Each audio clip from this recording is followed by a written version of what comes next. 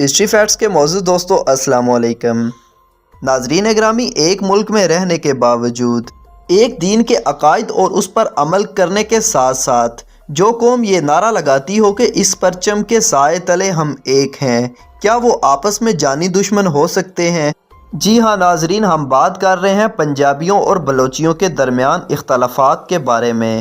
ناظرین گرامی، پاکستان کی تاریخ سے پہلے کی یہ دشمنی چلتی آ رہی ہے جس میں لاکھوں لوگوں کی جان کا ضیاع ہو چکا ہے۔ آج کی ویڈیو میں ہم بات کرنے جا رہے ہیں پنجابیوں اور بلوچیوں کے درمیان یہ پیدا کی جانے والی نفرت کے بارے میں۔ کیا یہ حقیقت میں ایک دوسرے کے خون کے پیاسے ہیں یا پھر کوئی اور سازش ہے جو ان کو ایک دوسرے کی نفرت پر ابھار رہی ہے؟ موضوع کا آغاز کرنے سے پہلے آپ سے گزارش ہے کہ چینل کو سبسکرائب کر لیں، جبکہ ویڈیو کو آخر تک ضرور دیکھیں۔ پنجابیوں کے ہاں یہ بات مشہور ہے کہ بلوچستان اور وہاں کے سردار تمہارے دشمن ہیں، جبکہ ہمارا اس بارے میں مطالعہ صفر ہے، سوائے مایوسی کے کچھ بھی نہیں۔ عجیب اتفاق ہے کہ بلوچ ادیب اور طلبہ کی پسندیدہ شخصیات اور انقلابی شاعر سب کے سب پنجابی تھے۔ جب کبھی پنجابی اور بلوچستان کے دو دوستوں کے درمیان ملکی حالات پر بات ہو رہی ہو تو بلوچستان کا ذکر آ جائے، وہاں سرداروں اور پنجابیوں سے نفرت، یہ دو موضوعات ضرور گفتگو میں شامل ہو جاتے ہیں۔ یہ سچ ہے کہ جب بلوچستان میں شورش عروج پر تھی، اٹھاؤ مارو اور پھینکو کا دور چل رہا تھا، تب بلوچستان کی گلیوں دیواروں پر بلوچستان پنجابیوں کا قبرستان جیسے نعرے عام تھے۔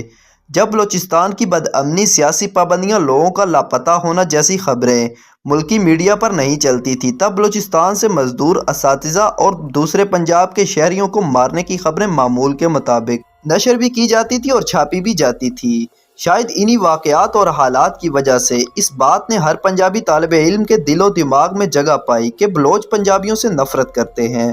مگر عجیب اتفاق ہے کہ اس دور اور ان حالات میں بھی بلوچ ادیب اور طلبہ کی پسندیدہ شخصیات اور انقلابی شاعر سب کے سب پنجابی ہیں، جبکہ بلوچوں کے بہترین لکھاری اور شاعر فیض احمد فیض، حبیب جالب ہیں، جن کو ایسے سرکلز اور گفتگو میں یاد کیا جاتا ہے جو شاید ریاست مخالف یا کم از کم پنجابیوں سے نفرت کرنے والے ضرور سمجھ جاتے ہیں۔ اگر آپ کو تاریخ میں دلچسپی ہے یا آپ صحافت پڑھتے ہیں تو آپ خود بھی یہ بات نوٹ کر سکتے ہیں کہ تقریباً ہر بلوچ طالب علم پنجابی صحافی حامد میر وسعت اللہ خان اور محمد حنیف کو نہ صرف پڑھتا ہے بلکہ یہ لوگ ان کی ترجیحی شخصیات میں شامل کرتے ہیں، اور بلوچ طالب علم خوشی سے ان کی تصاویر اپنی پروفائل پر بھی لگائے رکھتے ہیں۔ حالانکہ نہ صرف انہیں یہ پتہ ہے کہ یہ سب پنجاب سے تعلق رکھتے ہیں، بلکہ انہیں یہ بھی معلوم ہے یہ سب لوگ ان اخبارات کے لیے لکھتے ہیں اور ان چینلوں پر پروگرام کرتے ہیں جن کے لیے بلوچستان بہت دور کہیں افریقہ کے جنگلوں میں پڑا ہوا چھوٹا سا ایک گاؤں ہے، اور اس گاؤں سے خبر نیوز روم تک پہنچتے پہنچتے فوت ہو چکی ہوتی ہے، اس لیے چلانے کے قابل نہیں رہتی۔ تو اس بات پر مباحثہ اور تبصرہ کرنا تو وقت کا ضیاع ہی ہوگا۔ بہت سے پنجابی لوگ جن کی دوستوں کی اکثریت بلوچ ہے، وہ اپنا مشاہدہ بتاتے ہیں کہ انہوں نے بلوچستان کے جتنے علاقے دیکھے ہیں وہ دیوبندی ہیں، تو ہر مسجد، ہر مذہبی مجلس میں سوائے پنجابی عالم دین مولانا طارق جمیل کے بیانات کے کسی اور کو اتنا نہیں سنا جاتا۔ وہ کہتے ہیں اگر نفرت ہوتی تو مولانا کے اتنے سننے والے کیوں ہوتے؟ اگر مولانا صاحب کے اکثر بیانات کو سنا جائے تو جب بھی مولانا صاحب اپنے احساسات کو روابط کی زبان اردو میں بیان کرتے ہوئے دشواری محسوس کرتے ہیں تو پنجابی بولتے ہیں، مگر یہ بلوچ لوگ پھر بھی سنتے ہیں اور انہیں مانتے بھی ہیں، بلکہ ان سے شدید محبت بھی کرتے ہیں۔ یہی نہیں، پنجابی فنکاروں سے لے کر گلوکاروں، صوفیاء کرام، تمام سیاسی رہنماؤں اور مسلکی شخصیات کے فالورز بلوچستان میں موجود ہیں۔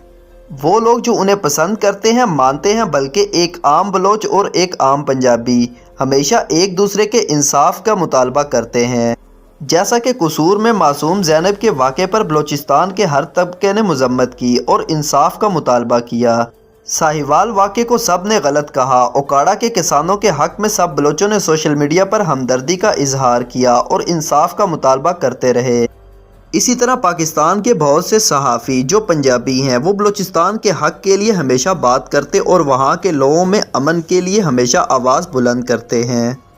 مظہر الاسلام کے افسانوں کو ہر بلوچ پڑھتا ہے، لاہور کے چوکوں اور سڑکوں کے نام وہاں کے اصل پنجابیوں کے نام سے ہوں، یہ ہر بلوچ کا مطالبہ ہے۔ تو نفرت کہاں کرتے ہیں، کون لوگ کرتے ہیں؟ اگر گلوکاری کی بات کی جائے تو عاطف اسلم اور راحت فتح علی خان کو بلوچستان میں بھی سنا جاتا ہے، کبھی یہ شکوہ تک کسی بلوچ نے نہیں کیا کہ ایک پنجابی طالب علم ستگرہ اوکاڑا میں دفن سردار چاکر خان کے بارے میں کیوں نہیں جانتا؟ مارگڑھ کے 11,000 سال پرانے آثار قدیمہ کا مطالعہ کیوں نہیں کرتا؟ یوسف عزیز مگسی کو کیوں نہیں جانتا؟ بلکہ بلوچ طالب علم خوشی محسوس کرتا ہے جب ایک پنجابی دوست اس سے جالب ہیر رانجھا، وارث شاہ اور سر گنگا رام کی خدمات پر گفتگو کرے۔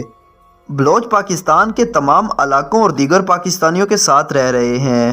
بلوچستان پاکستان کے رقبے کا 44% حصہ ہے اور بلوچ پاکستان کی آبادی کا 3.6% حصہ ہے، جبکہ بلوچستان کی تقریباً نصف آبادی صرف بلوچوں پر مشتمل ہے۔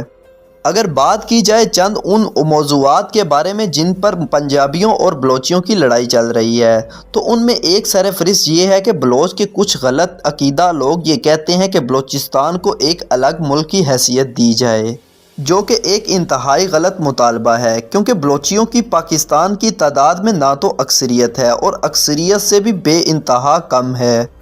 دوسرا یہ مطالبہ کیا جاتا ہے کہ بلوچستان کو اس کا حق نہیں دیا جاتا، تو اس کا سادہ سا ایک جواب یہ ہے کہ پاکستان کا وہ ایسا کون سا صوبہ ہے جس کو اس کا حق دیا جاتا ہے؟ پاکستان کے ہر صوبے کا حق کھایا جا رہا ہے، لیکن یہ نفرت کی صورت میں یہ باتیں پھیلائی جاتی ہیں کہ بلوچیوں کا حق پنجاب کھا رہا ہے۔